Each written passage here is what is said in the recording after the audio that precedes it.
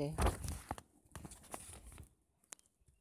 je te rends grâce pour cette journée.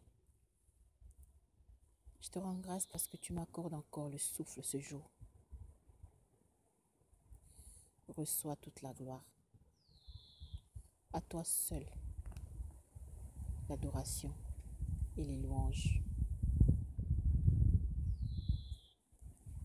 La Bible dit, honore ton père et ta mère. C'est le premier commandement avec une promesse, afin que tu sois heureux et que tu vives longtemps sur la terre. La Bible dit aussi, si quelqu'un maudit son père et sa mère, sa lampe s'éteindra au milieu des ténèbres.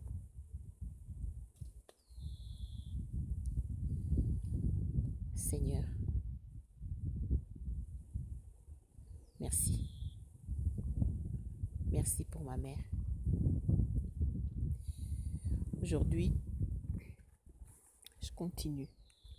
Hommage à ma mère cette fois-ci. Elle s'appelle Pinda Louise.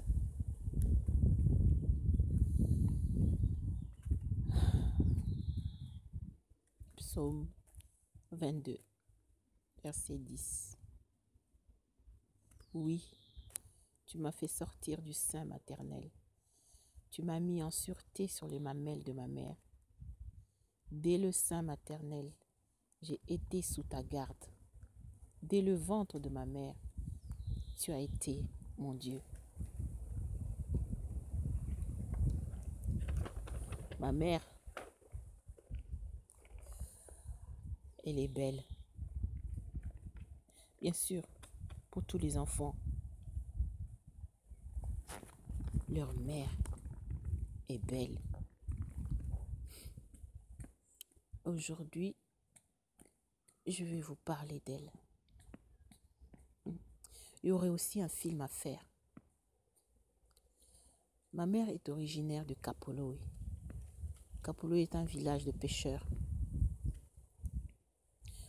Un jour, je parlerai plus de cette grande cité qu'est Kapoloi, où j'ai passé toutes mes grandes vacances pendant mon enfance. Je disais donc, ma mère est originaire de Kapoloi Mission. Parce qu'il y a aussi Kapoloi Gare, mais elle est originaire de Kapoloi Mission. Elle est issue des promotions de l'école des sœurs de Lubudi, parmi les premières promotions. Quand je pense à toi, maman, c'est toujours une joie qui m'envahit, un calme qui m'envahit. J'avais oublié que ton prénom c'est Moumekatuseko. Moumekatuseko, ça veut dire quelqu'un de joyeux, quelqu'un qui rigole. Je t'ai jamais entendu proférer des insultes, des calomnies. Tes critiques étaient toujours constructives. Tu as toujours eu un franc-parler. Tu as toujours été ce que dans le monde on dit une main de fer dans un gant de velours. Je me rappelle, on venait d'arriver à Kansenya. J'avais 5-6 ans. Jean-Louis, mon frère aîné, avait traité de villageois les autres élèves. Toute l'école est venue à la maison. Toute l'école.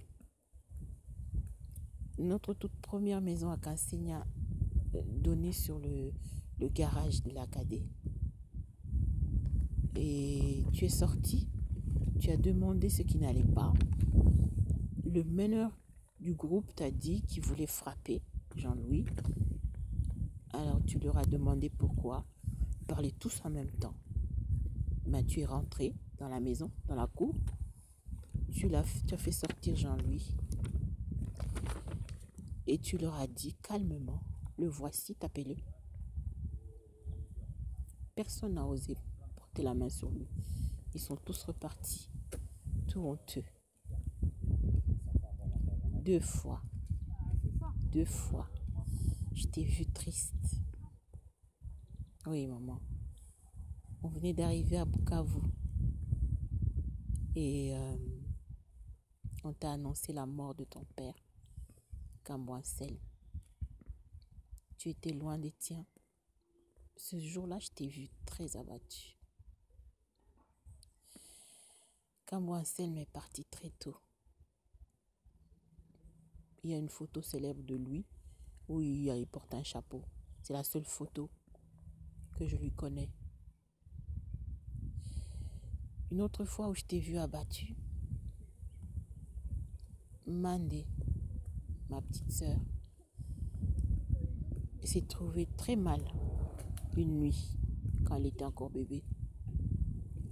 Je me rappelle, papa et toi parler doucement.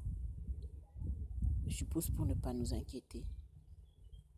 Et je crois que ce jour-là, elle a frôlé la mort. Oui, tu étais très abattu.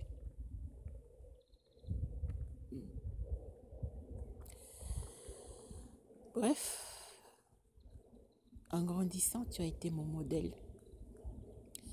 Tu mettais beaucoup de soin quand tu accueillais les gens à la maison. Tu mettais les gens à l'aise. Tu sais recevoir.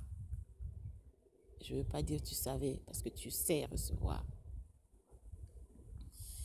Quand un enfant dit de sa mère qu'elle est belle, ce ne sont pas les critères de beauté des magazines.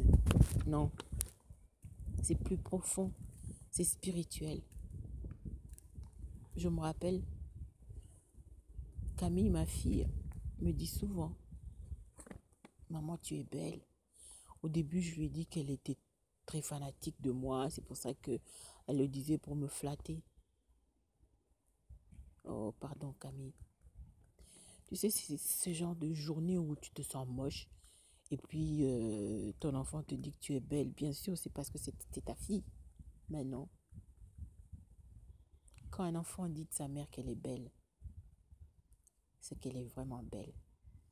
Maman, tu es belle. Je me rappelle de tes robes, de tes pagnes que j'ai souvent abîmées parce que je les traînais, je ne savais pas les mettre. Ça ne te plaisait pas du tout. Mais tes vernis, tes ongles, tu avais des beaux ongles et pourtant, tu mettais tes mains dans les macalas, dans les charbons de bois. Mais tes ongles tenaient toujours. Et tu m'as donné une astuce un jour. Tu m'as dit, avant de toucher le charbon de bois, tu mets tes mains tu savonnes tes mains. Comme ça, dès que tu auras besoin de les rincer, la saleté va partir facilement. Tu m'as donné plein d'astuces comme ça. Une autre astuce, tu me disais, avant de mettre la poudre olive sur le visage, il faut mettre un peu d'huile sur le visage.